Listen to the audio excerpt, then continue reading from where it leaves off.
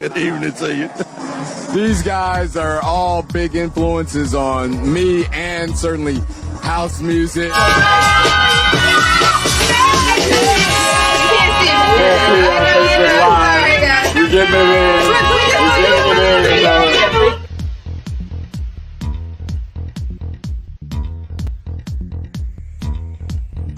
No, that does not sound like walk around with that collar popped up. Yeah. Hey, do this, you move there. So let's go on that. I want to talk a little bit about each of your illustrious careers, because you guys have done a lot. All three of you have done amazing, have had amazing contributions to what we call house music. This is the Vintage House Show. And so part of what that is about is celebration and preservation. This is Lawrence framing, but the celebration and preservation of Chicago house legends and Chicago house music. And I think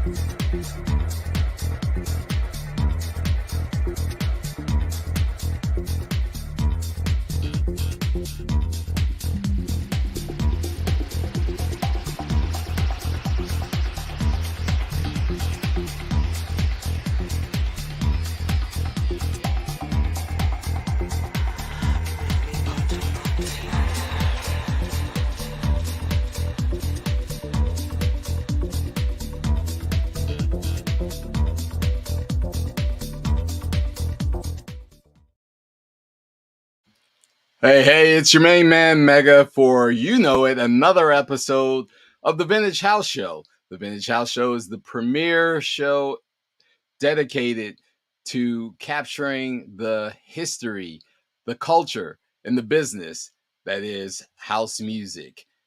We are powered by the Modern Dance Music and Research Archiving Foundation. Yes, it's a mouthful, but it is a organization dedicated to building out the artifacts that are rooted in the story that is house music. As always, I'm excited because we've got a great guest joining us for this episode.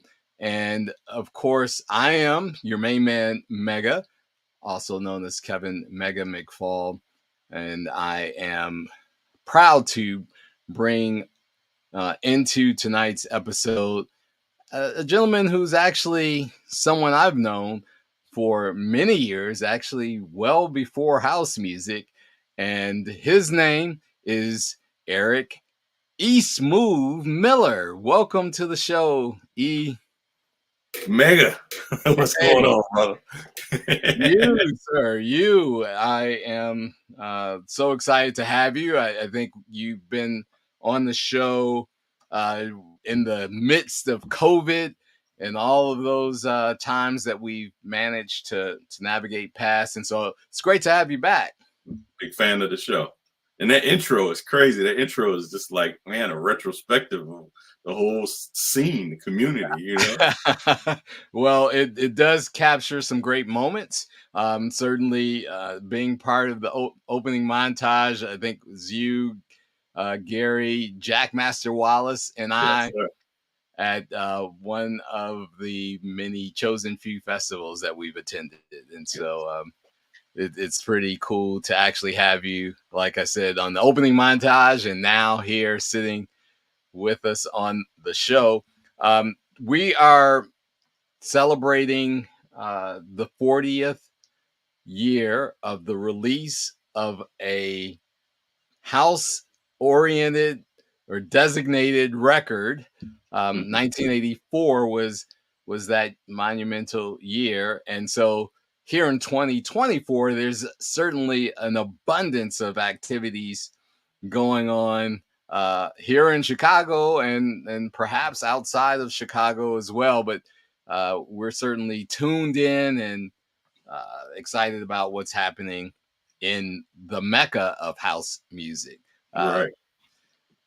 So tell me how your year has been going, and you as a DJ, remixer, producer yourself, you've continued to put a stake in the ground around your contributions and others' contributions to this genre. So how have you been doing, first and foremost? I've been doing well. So, for me, it's a little bit of a renaissance, in the sense that in some ways I've reverted back to the fan that I was, when I first met this thing, this culture.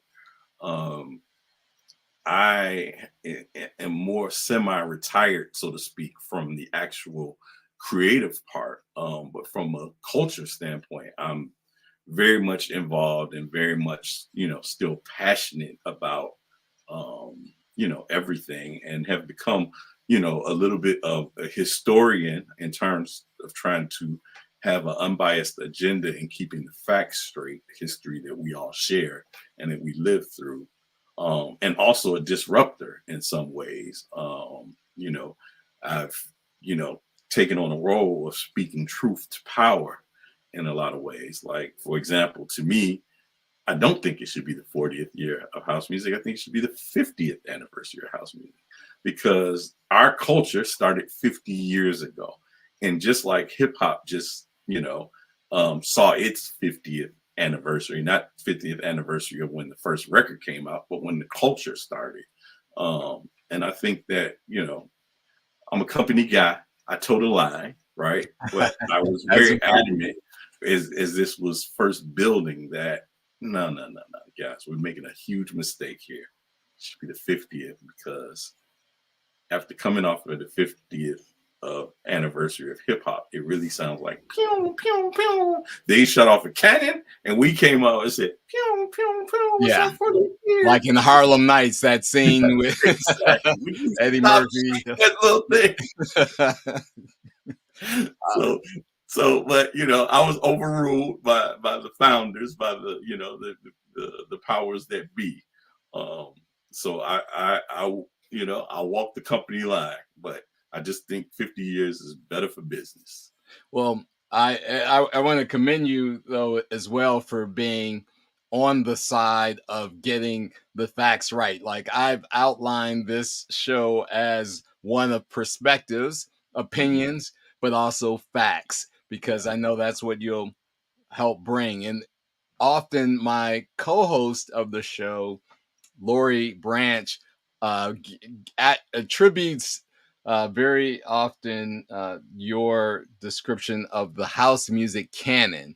Can you talk a little bit about what that canon actually entails and why it's so important?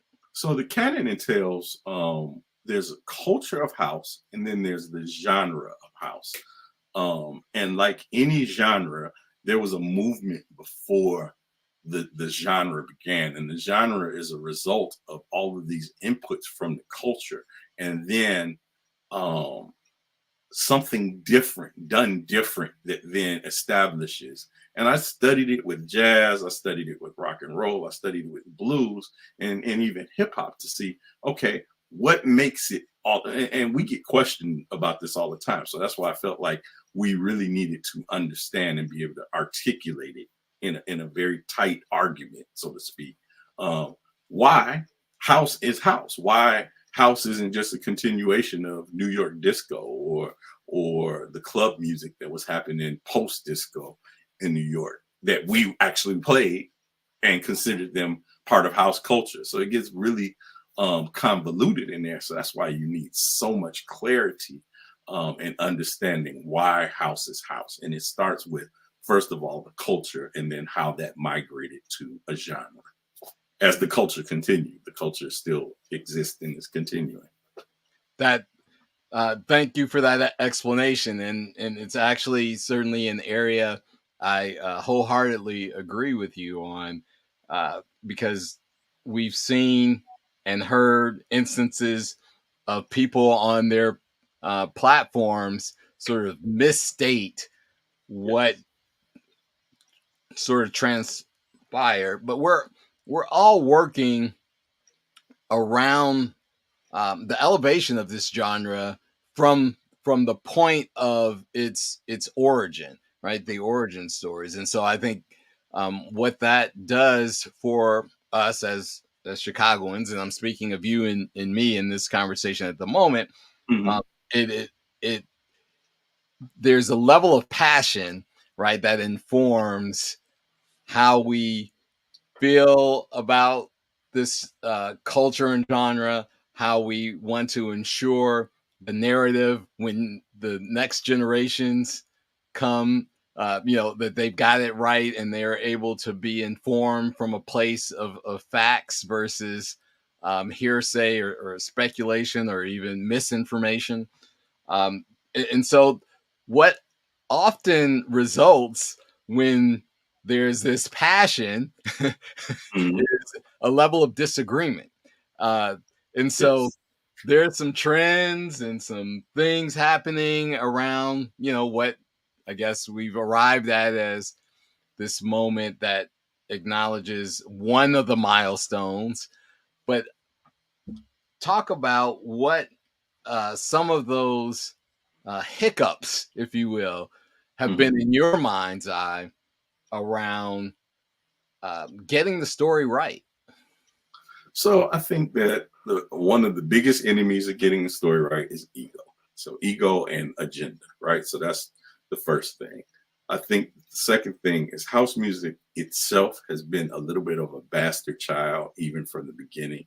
The old guard, the R&B community, the R&B musicians and stuff, radio programmers, it wasn't received well. I don't know if people remember that, but it was not received well. My dad used to call it that boopity boop music. You know what I mean? So from that perspective, it's just always had a lesser than thing going on. I think that another barrier to it, unfortunately, because Frankie is not alive, so much was placed in Frankie's lap, Frankie's shoulders, because of the name of um, the music coming from the warehouse, short from the warehouse, and Frankie being assigned the Godfather. There's some huge misnomers that occur with that. For example, the average person does not know that house music was not played at the warehouse. That's right. Meaning house music, the genre. House Right. music culture, of course, was named after the warehouse, but the genre was not played at the warehouse. It was Most people disco don't. and Most R&B. Absolutely. But most people don't know that. So, and without Frankie being here to set some of those records straight, we place even more of that in that space. And what it does is, in reality, there's only 100%, right? You can play with it all along, but 100% is the finite, right? If That's you right. give 70% to the warehouse and Frankie and leave 30% to the rest, then that doesn't really represent the story. Now, I am very controversial in saying that Frankie's probably only 20%. The warehouse is only probably 20% of the story. But, I know that that's a very disruptor point of view. But I look, I think I and our listeners have to value that perspective because you started from a place where you established that there's a distinction between the culture and the genre. And Yes. we often talk about the genre being heavily related to disco. Some call it the revenge of disco. I don't like that term because I it think that is diminishes. worse. Yeah, it diminishes the power of the origination of how this thing came to be. But again, this is a conversation about perspectives, opinions, and some facts. So I appreciate that you um, share that. I think they're depending on the lens in which one looks at the story. Maybe that percentage shifts uh, a bit, significantly, Yeah. potentially. I wonder even what Ron Hardy would say about the origin of house music, and there's not often that conversation that's had. And here's what's funny is I actually then and going back to, I'm hypocritical in the sense of my 100%, because then I give Ron Hardy an equal 20%. And here's the reason why. See, this is a part that people do not factor in. If you were DJing during that time, right? Yeah. Yeah. There was a complete shift. And I'm going to speak, Chicago's very segregated, right? Absolutely. So as the Hot Mix 5 mix show proliferated throughout the city, right? It created fans and it created DJs, right? And yes, the majority of the DJs weren't doing anything new. They were just mimicking what was happening on the Hot Mix 5. And generally you pick the lane. Yeah, right? Exactly. and all of the straight black kids mimicked Farley, right? Yeah. All of the Hispanic kids mimicked well, this is even before Julian was on, mimicked Ralphie and Kenny, and maybe a little Scott. Scott probably influenced the black kids a little more, right? And then the white kids were influenced by Mickey and Kenny. And in the way that we were very segregated as a city. Okay, so you take that into account. So based on that, you were doing in 1982, if you were DJing in Chicago, you were scratching, you were doing backspins, you had double tracking, you just all of that, right? Phasing, all the stuff. So every record you bought 2 copies, because that was really, it was more emphasis on the tricks that you were doing with the records than the actual programming of the records. Take us back, E. Take us back. And for the most part, the crowds accepted almost whatever you would play, because it felt like if it sounds like this, it's that music, and I'm about that music. So there was a lot less questioning of music that you would play. So there was a time, yes, you had your filler records and stuff like that, but in terms of peak records, everything was almost a peak. So Calling All Boys was a peak. Don't You Want Me Baby was a peak. Beat the Street was a peak. All of these records were peaks because they were so different than what was played on mainstream radio, that as long as it wasn't that, it was acceptable to that crowd. So your emphasis was a lot more based on what you could do with the record than even how the record sounded in some cases. There's a lot of records that we played that, they were okay records, but it was more the tricks that you were doing with them that made those records popular. I'm enjoying this point in particular, the whole conversation, but it also takes us back to the fact that rock and roll music was being played and interjected in these mixes and in this experience, as well as from a house culture. From a house culture. The culture. Yes. As well as the Euro disco or Italo disco, depending on what was your favorite. Capricorn, I Need Love was certainly great in that sense. But I think there's also a piece, and I'm sure you'll speak to it, but I'm going to go ahead and tee it up for us.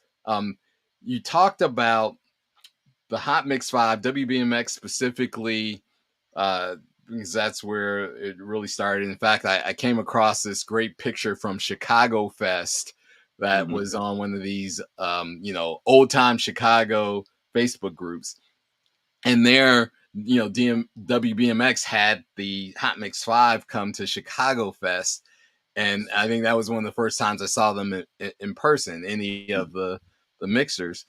But it was the call out that the show, the Saturday Night Live Ain't No Jive Chicago Dance Party, reached households of people who were coming of age, right? They were high school, in some cases even elementary school. And that part of the culture and experience started to seep into the high school sock hops, right? The dances. You, as a person who attended Mendo, right, and the bi-level discos, got to give some attribution there as well. Well, okay, so this is another nuance, and excuse me if I get super nerdy in the weeds with this, because I really am a study of this thing. If I was going to do anything, my PhD would be in this, right? Talk to us, man. So what is unique about Chicago, and taking it back to the Hot Mix 5, you got to remember at that time, think about the introductions of the Hot Mix 5. So I'm Mickey Oliver from Janelle's Disco. I'm Kenny Jason from Dunnigan's or something crazy like that. Farley was from the Playground. So when you think about that, there was a section of this dance music that was being enjoyed by a 21 and over bar club crowd, right?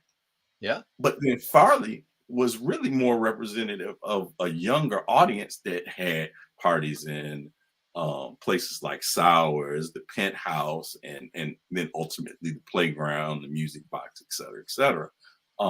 So he represented that crowd, but that crowd also germinated from Mendel parties, from Quigley parties, from and then this is something that really isn't talked about, and because I'm from that class, the Legion of basement parties. So that's something yard joints, yeah, huge. So while there were, the Farleys and the Andres and the Hurleys and of course Wayne Williams or whatever doing these parties at Sours, some of the reason why I never attended the Warehouse, I never attended the Music Box. You know why I never attended the Music Box? Two reasons. I'm just going to keep it real.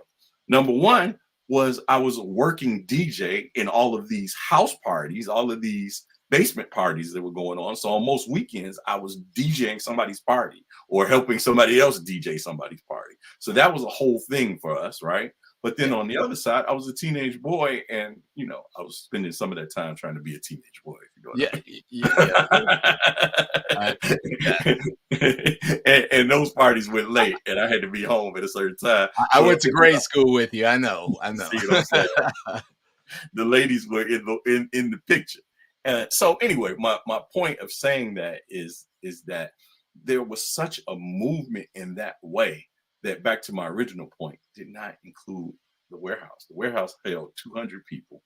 It was a place where Black gay men, well, not even just men, but mostly men, could go and let their hair down and be who they wanted to be and realize the fullness of their person, right?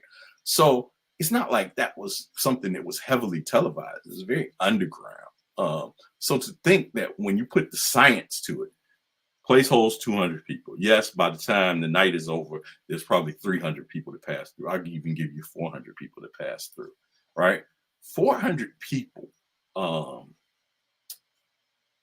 in that time that it was open does not build the wave and the movement alone. It's just no way possible that 400 people, if you said over a span of 10 years, 15 years, maybe, you know what I mean? But really, you're talking about over a span of 4 years, the Warehouse was open. Yeah, 79, 82. So, about 3 to 4 years. Yeah, so in that term, it's just scientifically not possible, and you didn't have social media back then. That's where I was going to. You didn't have cell phones back then, so really, it was literally word of mouth.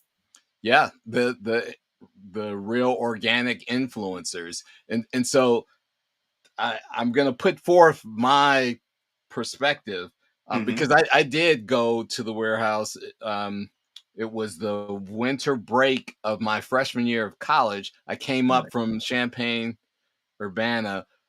There was a mystique, right? That was the aura that was the Warehouse. And one of my friends, Lori Peppers, another Lori, who I was attending college with, told me and actually some of your fellow Mendel Monarchs, Warren Wilson and Tony Anderson.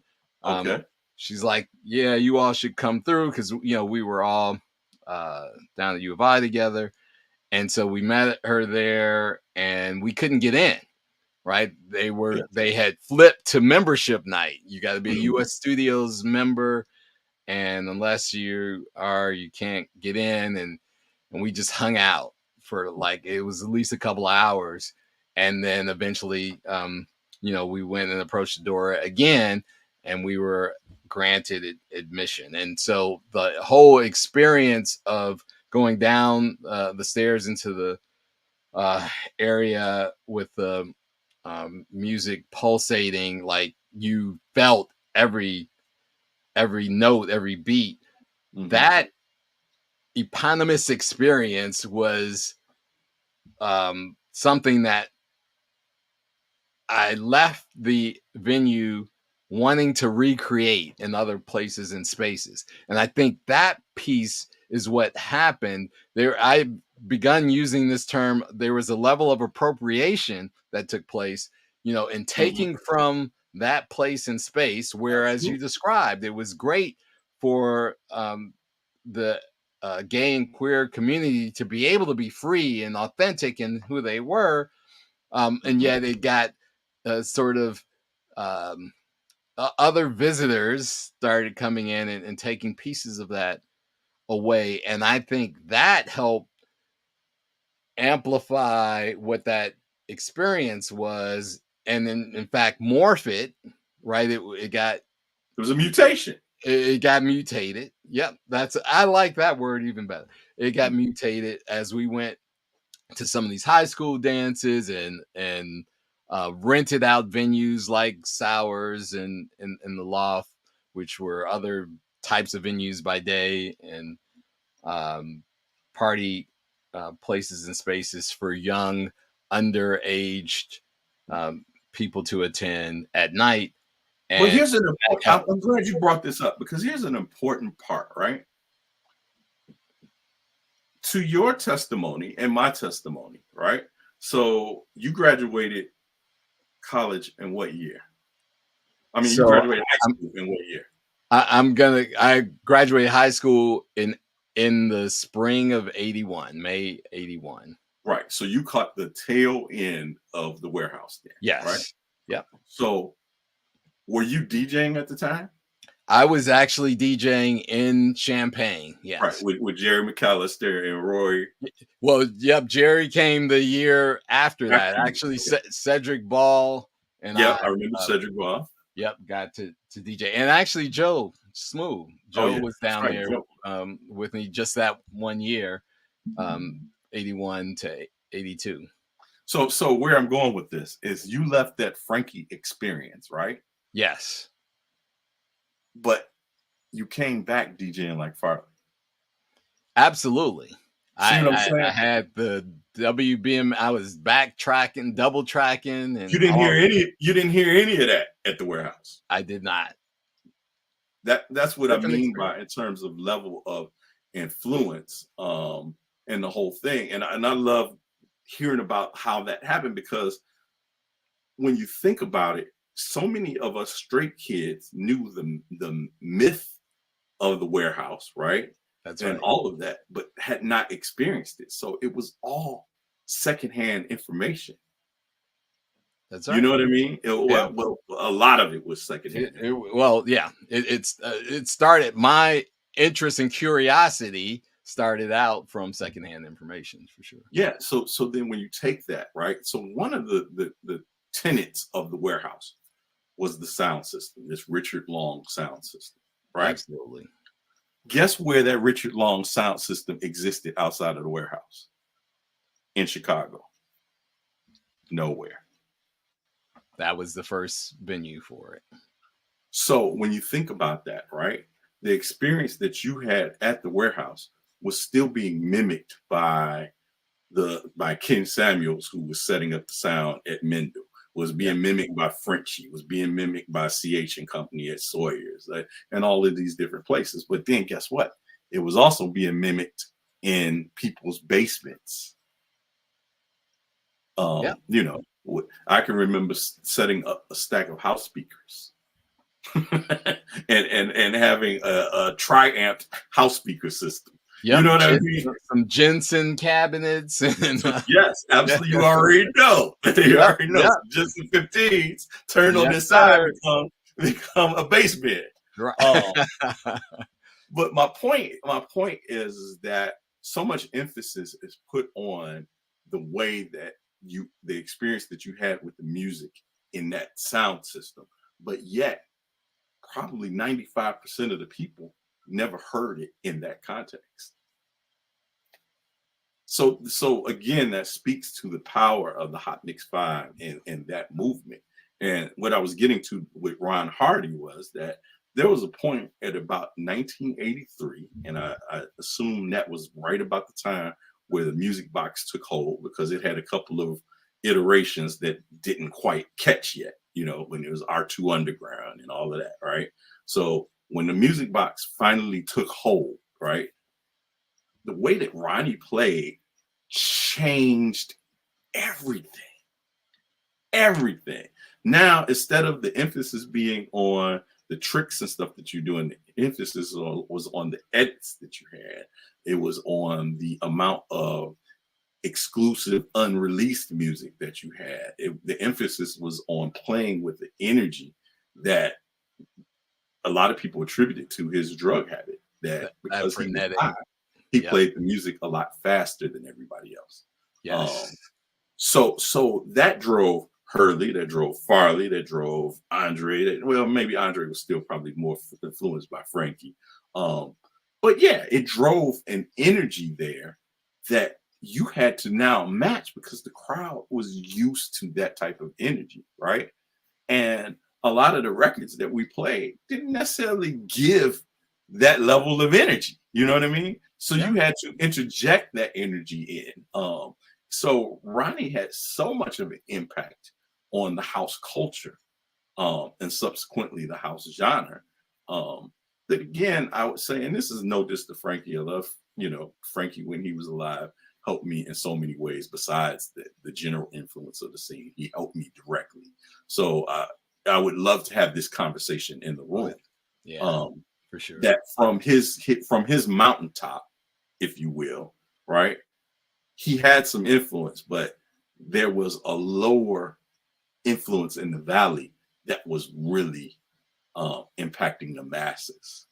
And that shift between the hot mix, and this is strictly for the black DJs, because you got to remember, Chicago is so segregated. Yeah. So while the black DJs did a total shift into the Ronnie influence, the white and Hispanic DJs continued on their path. So the Bad Boy Bills, the Julian, they continued scratching, they continued doing the tricks and that sort of thing. And then that transferred over to B96. Yes. So then when you look at house music from 87, 88, when that shift happened in well into the 90s, it became a B96 thing. That's right. BMX went, they stopped programming the mix shows. Yeah, but that's the time when we did a shift as well.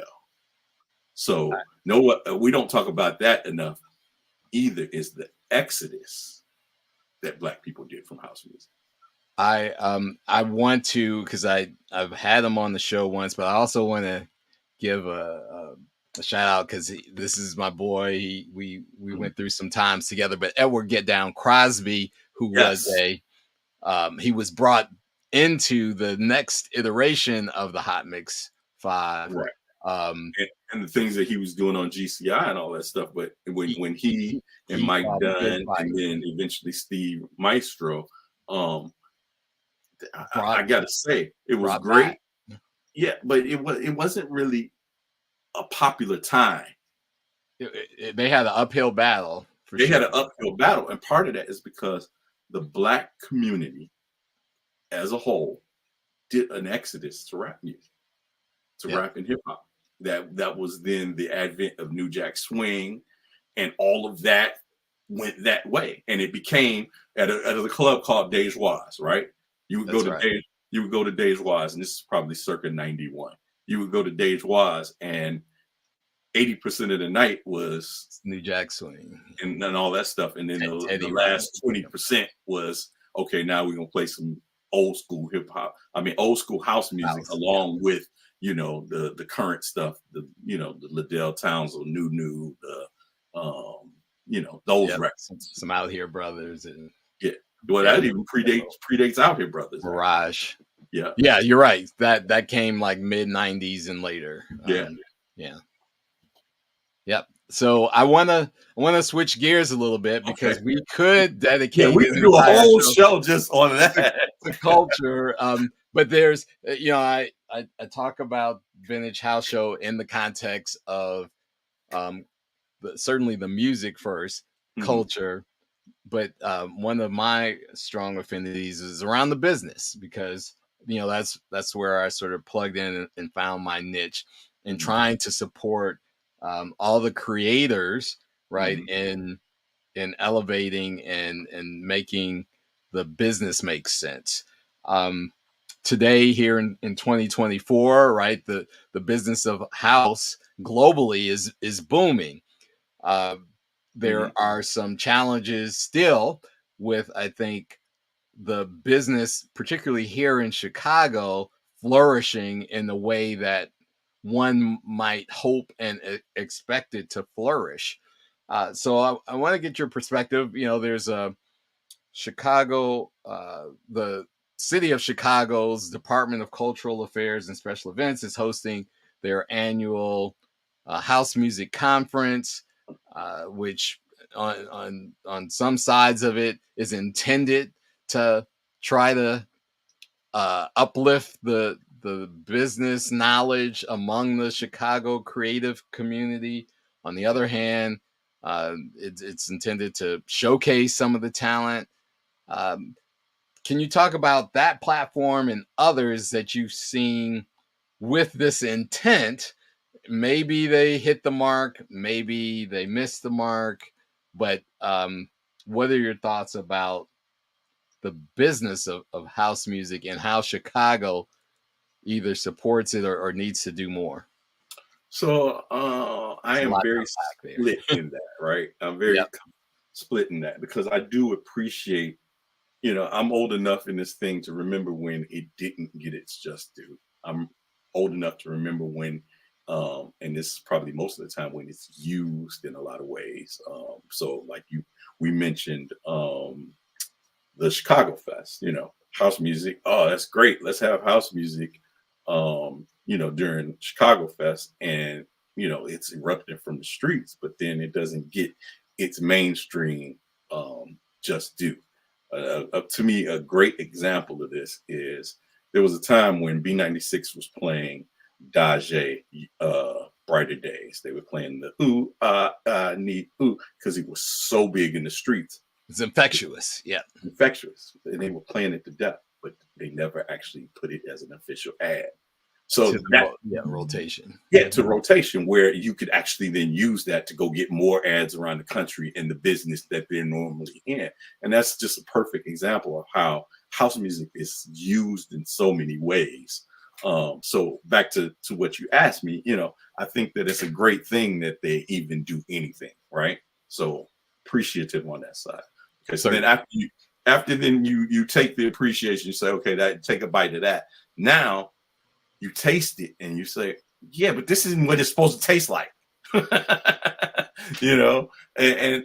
then, I'm kind of a disruptor in the sense of, I just feel like it's always executed in a lot of ways so wrong. And it's because it's executed in a way that is not, of the culture, people of the culture. And I realize the culture is very diverse. I realize that there are many different perspectives on house music. And I think that we can do a better job. They could do a better job of bringing the right representatives from each parts of the culture to the table, find some common ground that everybody agrees on, and then take a piece of each side and include that. And, in true negotiations, if everybody's pissed off, you know what I mean? If everybody's happy but a little pissed off, then you did a good job of compromising everybody's stuff, That I appreciate that perspective and wanted to provide full disclosure that in the past, the past 2 years, 2023 and 2022, the Vintage House Show had the privilege of leaning in and contributing to the programming of the Chicago House Music Conference.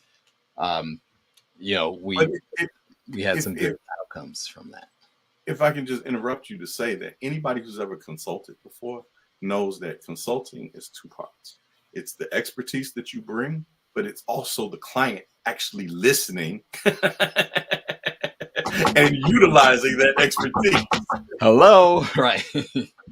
Yeah, because consulting into a brick wall does nothing. I got the brick wall behind me. Yeah. Consulting into a brick wall does nothing. Nice use of that background metaphor. I appreciate that. And so it, again, on one hand, I think there's also this dimension of celebration, right? Mhm.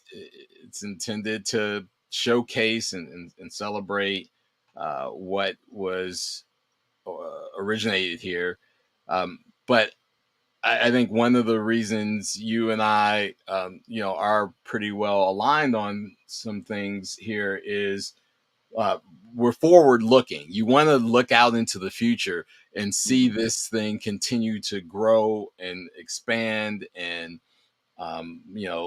we're both girl dads, right? We want, Yeah. maybe our daughters will have, some affinity. Same. I keep trying. But so their peers, their friends at least may have, a taste of the apple that, and they have an affinity for it. And so they have to have an understanding of what it is and what it isn't and what it can be. Mm-hmm. And I don't know if there's enough of those vehicles to help, foster that understanding out there. That's my opinion. So that's where we probably disagree, right? Okay. So I think that when you open your mind a bit, not to say that your mind is closed, but I'm just saying when you look at it from different perspectives, house music is being expressed in so many different ways. One of my favorite things is my daughters play the playlist in the car. You know the playlist, right? And they're hitting these, Dua Lipas and Ariana Grande and of course Beyonce, et cetera, et cetera. And every time that there's a dunce, dunce, dunce, right? Even if it's just in the background, it's the bass for the rhythm, but there's other stuff on top of it. I always point out that's house music. That's house music. And whereas they don't necessarily care that that's where it came from, probably in the same way that, our parents hearing some hip hop stuff that included jazz or some of the old soul music, they're pointing out that's jazz music, that's soul music, and we didn't care. We just wanted to hear what we heard. The point is that it's representative there. So it's not like it's a stretch. I think that either we have to divest from wanting the genre to be always front and center, or we need to educate in a way that they would care. Maybe it's a mixture of both, I would definitely chime in to say it is both and. Yeah.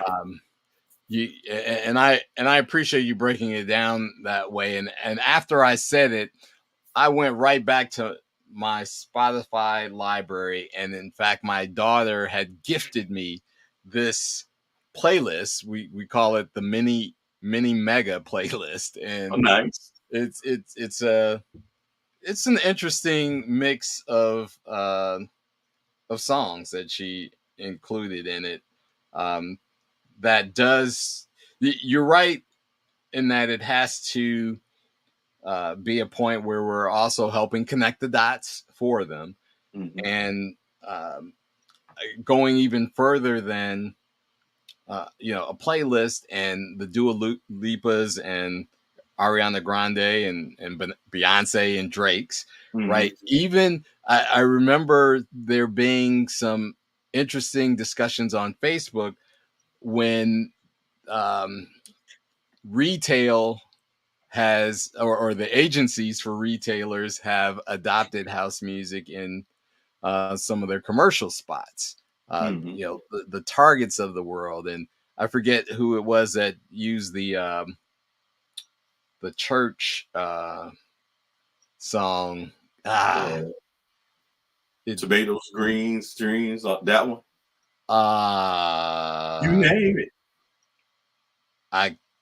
My brain is a little fried. Well, here's you get what's the point. all around the world. It's all being used. You know You're what I right. mean? You're right. But In the U.S., we see a peak of it, but all around the world, the most underground records, that you think nobody would know outside of some underground club, they're using them in these pop, and I shouldn't say pop, in these mainstream advertisings. Yes. Again, that's my mantra right now is house music sells everything but house music. That's somewhat tragic though in my mind. It is. It's stepchild, and I talked to Maurice. Maurice Joshua is my partner and best friend, so we have a lot of conversations, right? And Yes. one of the things that I said is, in actuality, it's not that we got to convince them to do house music, these pop artists, right? So we spent our whole careers remixing these artists, saving in a way that our mixes are utilized to build a story that takes them to radio, takes them other places. So their objective back in the day was to get a #1 Billboard record, right? Then they could say that #1 Billboard record and say, see, it's going crazy in the clubs. Radio programmer, you need to be programmed in this. In not our version, but the original version, ironically enough, right? Yes. But it was used as a tool, right? So, but we were never good enough to be on the album originally. We were never good enough to co-write with the artist. We were never good enough to collaborate in that way, right? So that's always been our desire is, let us in. And, one day, Maurice and I were talking about it, and I said, well, in actuality, it's not that they're not doing house music. They're just not doing it with us. Or as the first jumping off point of creating something that the world is waiting to embrace and digest. We talk coming from a corporate realm, before the internet was as pervasive as it is today. Companies began to adopt internet and internet technology. They began to use this term called digital first. We're a digital first company, right? Mm-hmm. And that means they're out of the box. Their investment in developing products and capabilities was digital, as opposed to maybe manufacturing something or providing physical service. Yes. And so I think you hit on a great point that the record industry hadn't there I would say there was that window where they were going disco first because it was such a commercial success, right? There was a whole shift in jumping on disco, and then they quickly switched gears when it became a genre under attack and systematic racism that occurred again and reared its ugly head within the music. Don't get me started about the minute that you exclude the cis white male is the minute that whatever it is going down. The minute that they feel not included and not able, that's real. There was a period where there was a joke, right? Where the cis white male would have this joke about them not being able to dance, right? And that was funny. And then that floated into a space where they were no longer cool. They were no longer, they weren't held on that pedestal.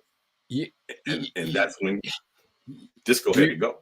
Yeah. You bring up something that I had once gotten into a debate with a cis white male around when RuPaul had a dance song, right? And they didn't see themselves in that caricature, and it was an attack that on the genre. And the argument I remember was that dance music is a joke.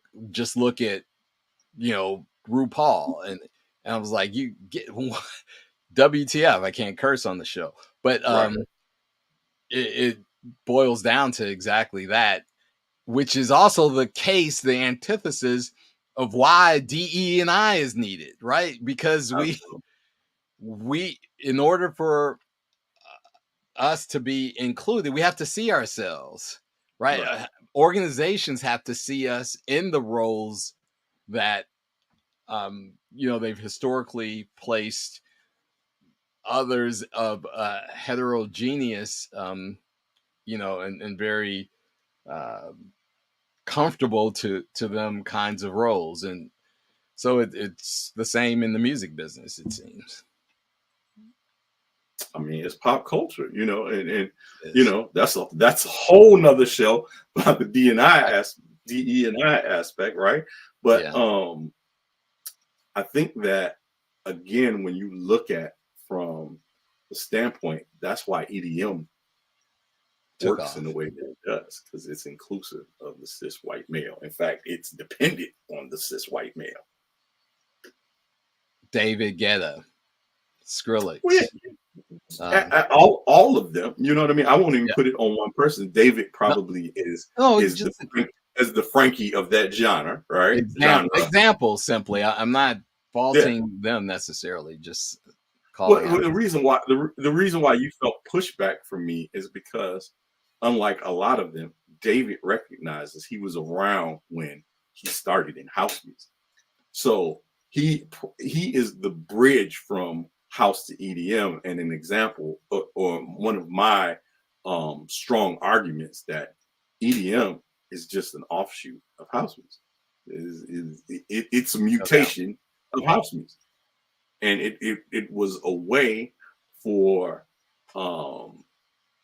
the cis white male to rediscover the guitar, rediscover rock, and not because guitar is used heavily in that as an instrumentation standpoint, but there was a time where a cis white male, in whatever state he was, whether he was in a emo phase or introspective, or if he just wanted to be cool and entertained, he would learn 3 chords in his garage, and him and his friends would start a band. You know what I mean? And if he was lucky, the girls would get excited and go right. And then after a while, that became not anything new anymore. You know what I mean? Here comes the discovery of, you turn that speed up a little bit, you interject the rawness that was born of original house music. And he said something that is really important that I think was missed. I don't know if we talked about that backstage or on this thing about Patrick Moxey being here. Yes. Okay. So 2 years ago here in Chicago for the Cultural Affairs House Music Conference. So one of the complaints, long-time argument, is, Patrick, why don't you take and put the resources that you put behind EDM and put it behind the right house music record, not just any house music record, but the right house music records, and see if it gets the same result, if it gets the same audience and all of that. Test, experiment, learn. Right? All of that, right? Yes. David Guetta talked about his desire to return to his roots, his house roots, that EDM had turned into this thing where they were just turning them out, and it just didn't represent the passion and all of the things that he originally started with. So he wanted to go back to his roots. He said one of the problems is that house music does not bring the energy that is needed for stadiums. House music is a club music, a best heard in an underground club, that type of energy. A venue differentiation, for sure. And it made so much sense to me hearing that. It's like, yeah, you actually, I hate to admit it, but you're kind of right. In the sense that the rawness that they have, I mean, I could do a whole hour just on this, right? So let me cut it down.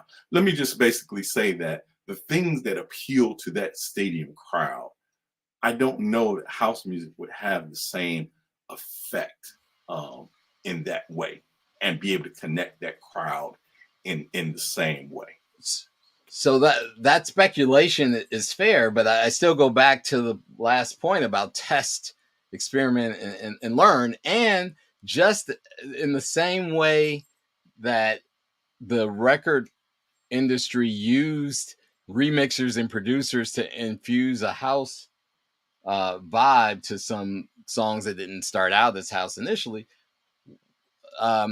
maybe there's, and it happens today, right, where there's EDM remixes of some songs, or at least samples of some classic house songs that are used in the EDM.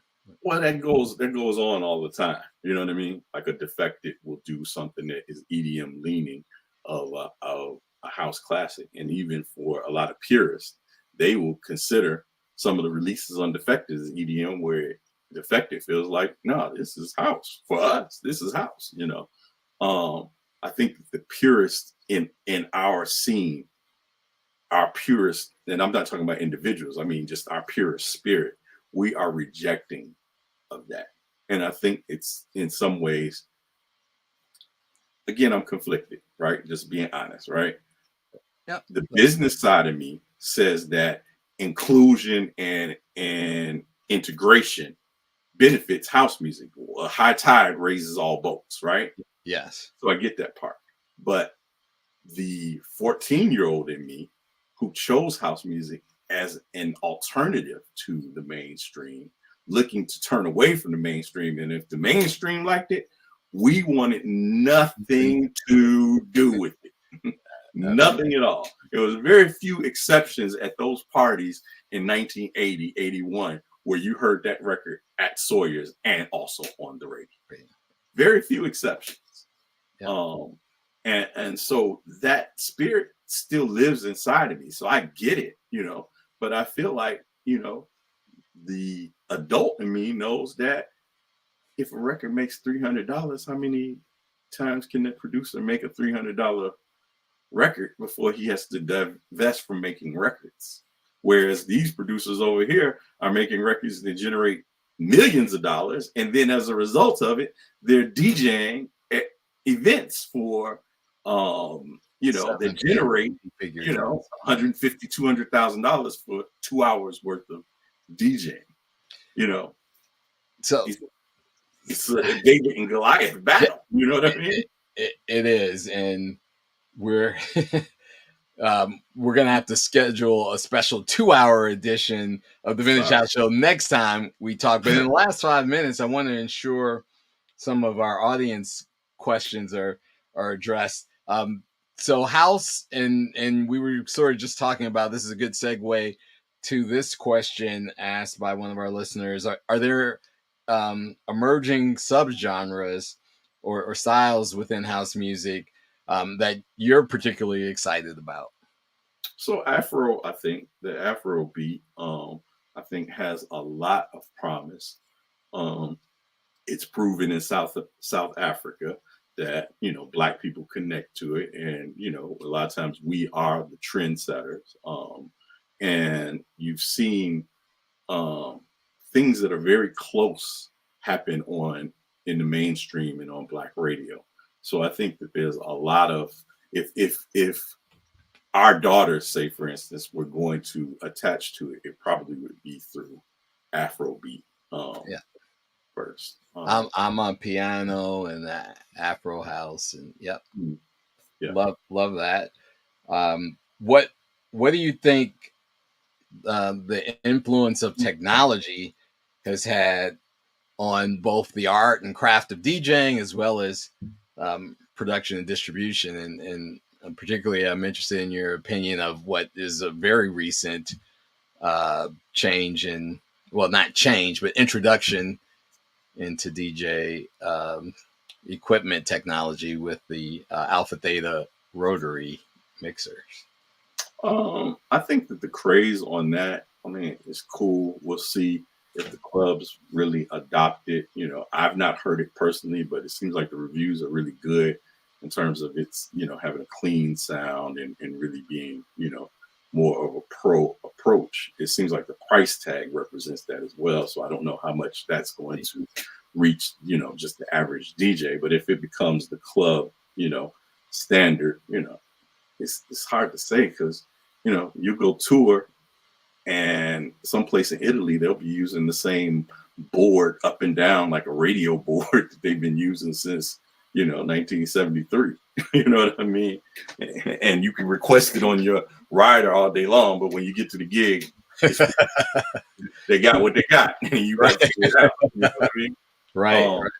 But also on the technology side, I just downloaded an app that allows me to make records on my phone. What?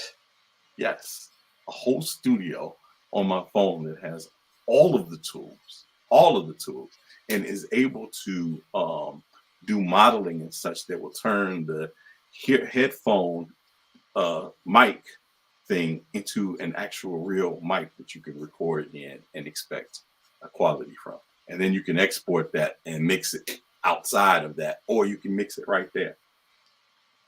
Well, technology is crazy. It is, and I guess I shouldn't be so surprised with how pervasive artificial intelligence and machine learning capabilities continue to evolve. And so thanks. I'll probably be pinging you just out of curiosity about the name. Yeah, I'll text you the link. And so we've talked about one of the other questions that came up was about the role of diversity and inclusivity in house music, and I think you addressed that very well. Thanks for that perspective. And so in closing, I would just look for from Eric E-Smoove Miller's perspective, right? What advice would you give to someone who maybe wants to be a student of house music, or wants to create music and become an artist or a producer or remixer? What one piece of Eric Miller knowledge and wisdom would you drop on them? All righty. So I'm going to try not to be a dream killer, right? I think Okay. it's never been a better time to do it for the love, because it's mostly love, and not like when we were coming up, when it was love and money. So it's mostly love. So I say definitely do it for the love, and the money will follow. But I also say, I just posted something. It was Busta Rhymes really talking about what it takes to be successful at a superstar, at a very high level. And he talked about it requires you being selfish. It requires you being maniacal. It requires, delusion. It requires just unshakable faith that you just know when everybody is saying, nah, you can't do it. Nah, it doesn't make sense to do it. And when you come out on the other side successful, then that's when everybody calls you a genius. I've witnessed it up close with Kanye, with just all of the different superstars that I've encountered, at all levels, and that's what they all had, is a just unshakable, just like a dog with a bone. I'm not letting this go. That's all I think about. That's all I want. That's the thing that brings success. Now, how you manage that and balance that at 50, I'm not sure, because you got adult life, adult responsibilities, and all that stuff. When we approached it, I was 13, 14 when I started the journey, but when I started the journey professionally, I was 18, so I could afford to only focus on that. Certainly. Yeah, Certainly. So, powerful quote from Busta Rhymes, who will be here at Rosemont with Missy Elliott and Sierra soon, trying to convince the family to go check that out. But your encouragement, not dream killing, because I found your advice and counsel to be encouraging because it's realistic. unfortunately, we're seeing some things in the world now where some of those attributes were, part of the characteristics that help people become, moguls, but it's the same characteristics that are also going to be their demise potentially. So, Yeah. Striking the balance. Everything is a balancing act. What is not a balancing act, but a class act, is my guest on this episode of the Vintage House Show, Eric E-Smoove Miller. I say that not just because I'm biased at somebody I grew up with in grade school, but because he's definitely one still committed to making sure that the facts, opinions, and perspectives on house music are out there. He holds nothing back. Please, everyone, give it up for Eric E-Smoove Miller. And you're welcome back anytime. I know my co-host is going to want to get some time in with you, especially after this episode. But shout out to DJ Lori Branch and our super duper executive producer, Lauren Lowry. It's been this was a conversation. Yes. Not an interview, but a great conversation with an old friend. And I'm looking forward to having many more with you, sir. Thank you for spending the time with us. As well. Thank you for having me. And where can people check you out if they want to hear your perspective or reminisce on some old stuff? Yeah, so I do have a single coming out. I probably should mention that. It should be dropping late May, early June. So you'll see that as part of an album deal with Credence Records in the UK. So I have an album coming out. They want me to do social media and all that stuff. I'm just, I'm an old dinosaur. Oh man, you're gonna have to hire your old publicist back again. Give me shoot me a text about that too. And yes, absolutely. We'll help you work it out. So that stuff is coming, but E-Smoove Chicago, E-Smoove Shy, I should say, CHI. It's my Instagram. And where else? Facebook. You can find me popping off on Facebook under Eric Miller. Cool.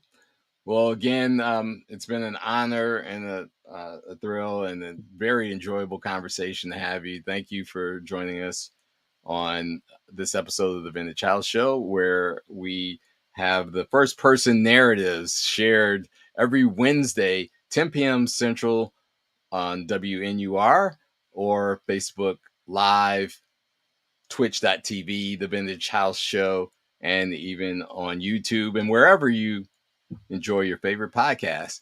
Your main man, Mega, thanks for tuning in, and we're out.